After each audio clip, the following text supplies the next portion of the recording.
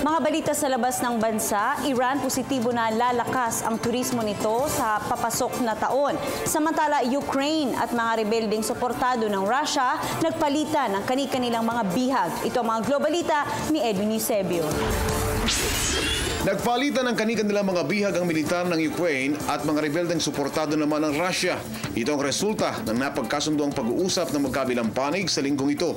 Layunin nitong mapigil na ang nagaganap na karahasan sa pagpasok ng Setyembre. Ayon sa mga opisyal, 12 mga preso o bihag ang pinagpalit sa kasing daming bilang ng mga Ukrainian servicemen. Ayon sa police spokesman ng self-proclaimed Donetsk People's Republic na si Viktor Anosov, ang pagpapalitan ng bihag ay naganap sa gitna ng pagtitiwala at pag-aalis duda ng panig. Una rito, nagpapalitan ng akusasyon ng Ukraine at mga rebelde sa paglabag sa ceasefire. Magugunit ang sinakop ng Russia noong nakalipas na taon ang Crimean Peninsula ng Ukraine. Ito ang naging dahilan para patawan ng diplomatic at economic sanctions ng mga Western countries ang Russia. Positibo ang Iran na alisin na ng anim na world powers nation ang travel restrictions na ipinataw kontra sa nasabing bansa. Kung magkagayon, inaasahang bubuhos na muli ang mga international tourists sa Iran. Ngayon pa lamang ay nakakakita na umano ng pagtaas ng bilang ng mga turista ang mga travel agencies.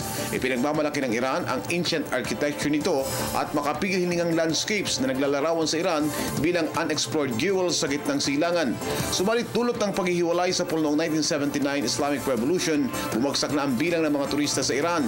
Sa huling bilang noong 2013, umabot lamang sa 70,000 ang mga turista sa Iran mula sa North America at European Union.